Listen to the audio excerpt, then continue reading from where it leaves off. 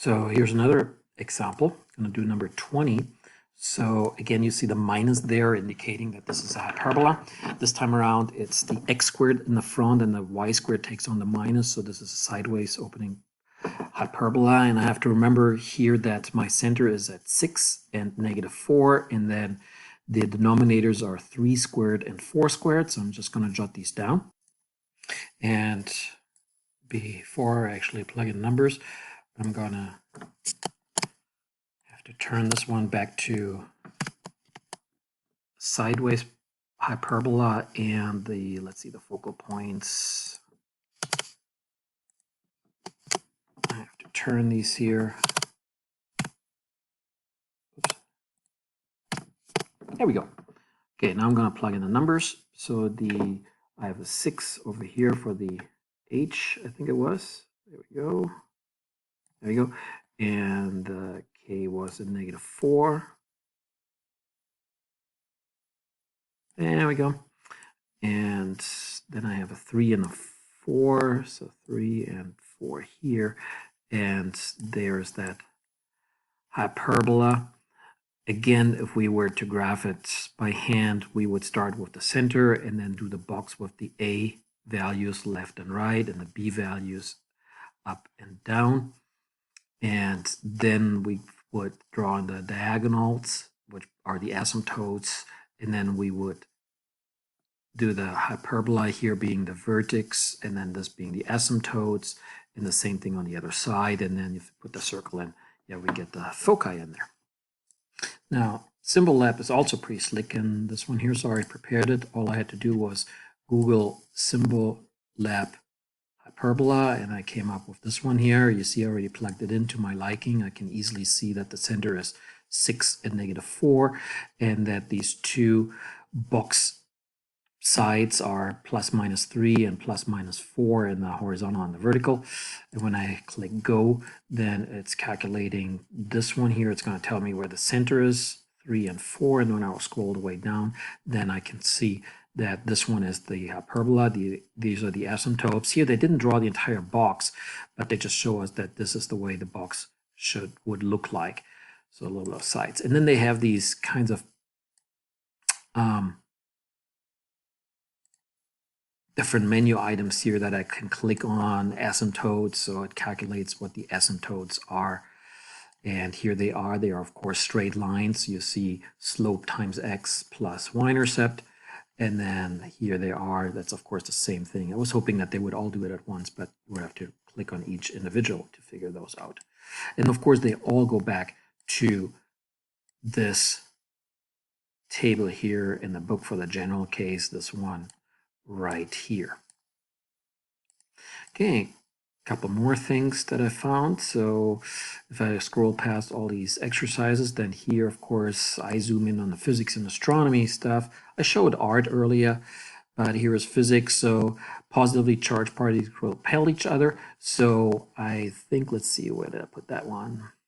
This one here? Yeah, right here. So this one is where you would have what is called a target nucleus, which is positively charged, and then you have another positive particle which approaches it very fast, but of course it's repelled because like charges repel. So due to its inertia, it wants to fly on, but it's repelled from this positive particle here like this, and then it goes off here, and now it's far enough away that it's not repelled so much anymore and almost follows a straight line. And you can see these are the asymptotes here.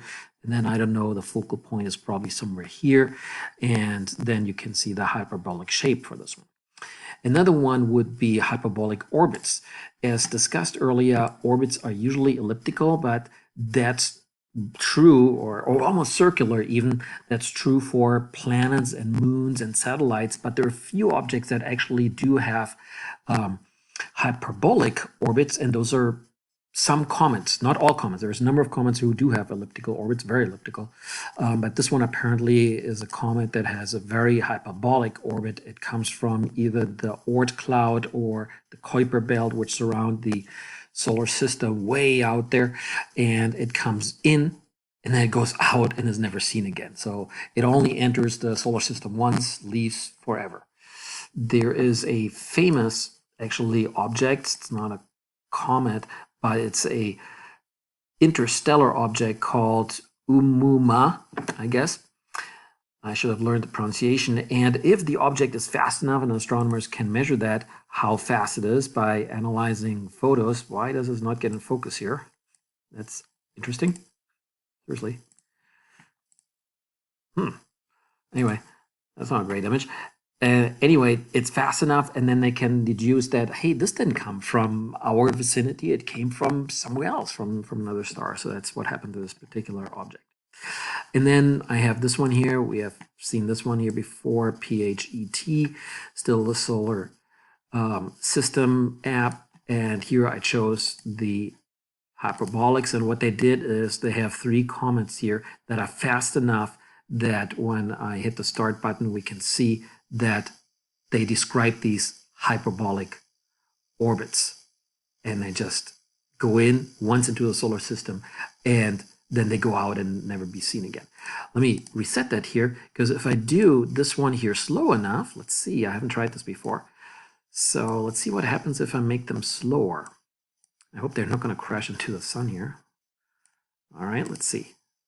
Okay. Uh-oh. Nope. Ooh, it's still hyperbolic, huh? It wasn't slow enough. I'll try it again. It's only because I want to, right?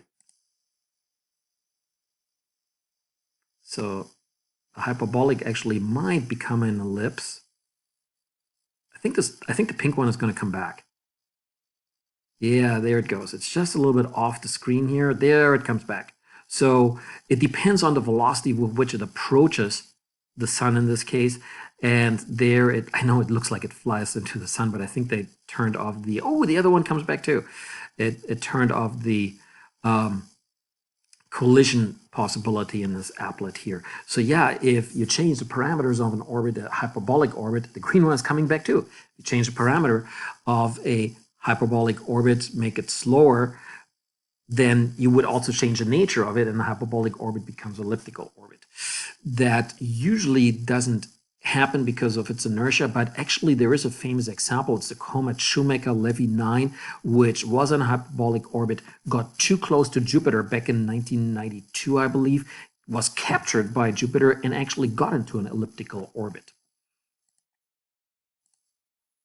And actually I should pause here and look that up, but here it is.